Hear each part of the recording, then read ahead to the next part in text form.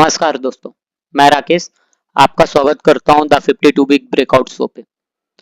आज मैं आपको सिखाने जा रहा हूं कि कैसे हम फेक ब्रेकआउट और फेक ब्रेकडाउन से बचें और न्यूज़ बेस्ड ट्रेडिंग होती क्या है और न्यूज़ बेस्ड से हमें क्या नुकसान है और चार्ट एनालिसिस प्राइस एक्शन हमें क्या बताता है उसके बारे में मैं आज आपको बताने वाला हूं। अभी कल के दिन पे पीएनबी हाउसिंग फाइनेंस में एक बहुत बड़ी गिरावट आई 18% की। तो वो गिरावट जब आई तो उस गिरावट को क्या हम पहले प्रिडिक्ट कर सकते थे? चार्ट हमें बता रहा था पहले या न्यूज़ ने हमें पहले बताया? तो चलिए आइए देखते हैं। तो ये पीएनबी हाउसिंग फाइनेंस का चार्ट है। अगर हम इसका वीकली टाइम फ्रेम देखते हैं तो वीकली टाइम फ्रेम पे इसने कुछ समय एक रेंज बाउंड रहा मार्केट और उसके बाद एक इनसाइड बार ट्रिपल इनसाइड बार कैंडल जनरेट किया।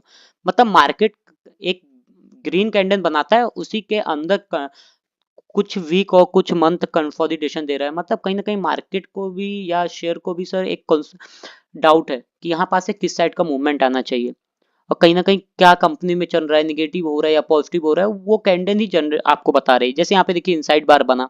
अब इसे हम डेली टाइम फ्रेम पे अगर आके देखते हैं, सेम चीज ये इनसाइड बार बना, बट इनसाइड बार में क्या चल रहा था, लोअर लो लोअर हाई का कॉन्सेप्ट चल रहा था। मतलब डाउ थ्योरी के अकॉर्डिंग लोअर लो लोअर हाई मार्केट को ये इंडिकेट कर रहा है कि मार्केट इस शेयर में अभी स्ट्रेंथ नहीं है, स्ट्रेंथ खो रहा है ये शेयर। अब यहाँ पे हम आके देखते हैं, ये देखिए ये जो 3 मूविंग एवरेज है, 20 मूविंग ईएम, ये ईएमए है, मूविंग एवरेज नहीं, सॉरी, 20 ईएमए, 50 ईएमए और 100 ईएमए।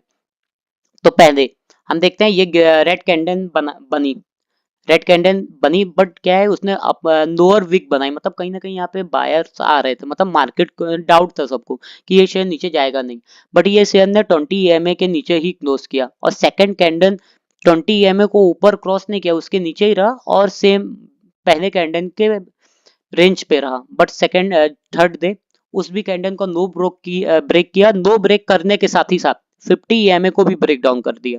मतलब यहाँ पे हमें कंफर्मेशन हो गया था कि ये शेयर पे अब क्या है कि डाउन ट्रेंड शुरू हो गया है और कहीं ना कोई प्रॉब्लम है जब ये शेयर इतनी बड़ी कैंडल्स बना रहा है वॉल्यूम के साथ। तो हमें यहाँ पे समझ में आ गया कि यहाँ पे कुछ ना कुछ कंपनी में चल रहा है इसके अंदर। अब देखिए वो इस न्यूज़ के साथ ही साथ कहीं ना कहीं हमें न्यूज़ आई। अभी जैसे पीएनबी हाउसिंग फाइनेंस की मैं आपको न्यूज़ दिखा देता हूँ। पीएनबी हाउसिंग फाइनेंस के डायरेक्टर या किसी ने क्या किया है, अभी रिजाइन दिया है, रिजाइन दिया। अब जैसे ये देखिए पीएनबी हाउसिंग फाइनेंस के जो है रेजिग्नेशन दे दिया है, रिजाइन दे दिया, जो उनके एमडी और सीईओ है ना, उन्होंने यहाँ पास इस कंपनी को छोड़ के चले गए हैं। अब ये जो न्यूज़ है, ये न्यूज़ कहीं ना कहीं किसी ना बड़े पार्टी को तो पता ही होगी, हेज फंड हो गए, म्यूचुअल फंड्स हो गए, इनको तो ये शेयर के बारे में पता ही होगा ना। जब पता होगा जब भी तो यहाँ पे हमें देखते हैं कि हमारे यहाँ पे पोजीशन खड़ी हो गई ना किसी की, कोई ना कोई अगर ग्रीन कैंडल इतनी बड़ी बन रही है, मतलब कोई ना कोई पार्टी बेच रहा है कि उसको लग रहा है कि ये शेयर अब नहीं चलने वाला है।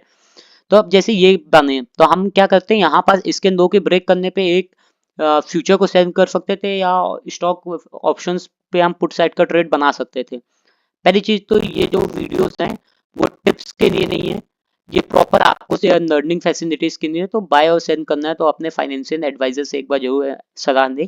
और जैसे ही यहाँ पे देखिए ब्रेक डाउन दिया तो इसके बाद इसने ब्रेक डाउन देने के बाद हम हमारा ट्रेड तो यहाँ पे एग्जीक्यूट हो गया, बट इसके बाद उसने फिर से एक रेंज वो बनाया। कभी भी कोई शेयर होता है डायरेक्टली वन टाइम नहीं गिरता है, गिरा, थोड़ा सा पॉज लिया, फिर गिरा, फिर पॉज लिया, सेम इसने किया। अब इसके बाद इसने फिर गिरा, हमें तो कहीं ना कहीं ये इनसाइड बार बनाया, फिर इसने बनाया। यहाँ पे तो हमें समझ में आ गया कि पीएनबी में कहीं ना कहीं कुछ तो बहुत बड़ा हो रहा है ना, कोई तो पार्टी है जो बेच रही है इस शेयर को। अब देखिए ईएमए भी दोनों ईएमए। अब यहाँ पे अगर हम इसका टारगेट देखते हैं, जो हमारा टारगेट होता है ना, जो पहला टारगेट मतलब 50 पॉइंट का स्टॉप लॉस के सामने 150 का टारगेट, बट उसने सेकंड ईयर फिर से वो बनाया, इनसाइड बार बनाया। तो अब सेकंड इनसाइड बार के अकॉर्डिंग जो हमारा टारगेट रहता तो वो टारगेट मेरा बढ़ के आ जाता। तो अब हम अगर इसका टारगेट देखते हैं आने वाले टाइम के लिए, जो मेरा टारगेट है ना, इसका जो पहला टारगेट मेरा आ रहा है, ये अभी तो बहुत नीचे चल रहा है, बट जो मेरा टारगेट है मेरे अकॉर्डिंग ये शेयर 718 तक जाने के लिए अब रेडी हो गया। और इसमें इतनी बड़ी वॉल्यूम की कैंडल बनी है, जो प्रीवियस अगर मैं वीकली टाइम फ्रेम पे आके भी देखता हूँ ना, तो बहुत टाइम बाद इतना बड़ा वॉल्यूम आ रहा है। तो ये आने वाले टाइम पे मुझे 718 रुपए तक जाने के लिए रेडी हो रहा है। तो कभी भी आप अगर ट्रेड कर रहे हैं दोस्तों, तो दोस्तों अगर आप सिर्फ न्यूज़ या स्टॉक टिप के बेस में ट्रेड कर रहे हो तो ऐसे गिरावट में फंस जाओगे। चार्ट एनालिसिस ही एक ऐसा टूल है जहां आपको एडवांस में वार्निंग दे देता है। इसलिए मैंने स्टार्ट किया है 365 डे ट्रेडिंग चैलेंज, जहां मैंने सिर्फ चार्ट बेस्ड ब्रेकआउट ट्रेड लेता हूं। अगर आपको सीखना चाहते हो और पैसा कमाना चाहते हो, बनाना चाहते हो और लॉस से बचना चाह रहे हो तो इस चैनल को सब्सक्राइब करो। अगर आपको ये वीडियो हेल्पफुल लगी हो तो लाइक बटन दबाओ, कमेंट में लिखो क्या आपको चार्ट सिग्नल समझ आया। और दोस्तों, हर एक वीडियो से सीखने को मिलता है। तो मिलते हैं हम अगले ब्रेकआउट के साथ। ये है मेरा 52 वीक ब्रेकआउट शो, जहां मिलता है real chart analysis, real breakout और रियल रिजल्ट। अब ये मेरी पर्सनल बात, कभी भी देखो ट्रेड करना है ना, मैंने अपना 6 ईयर का टाइम दिया है। मैंने हमेशा यही फोकस किया कि चार्ट एनालिसिस, चार्ट ही भगवान है। कहते हैं ना, भाव है भगवान छे। तो कंटिन्यू भाव को ही देखो, आप भाव के साथ काम करोगे तो बहुत अच्छा प्रॉफिट बनेगा। Thank you.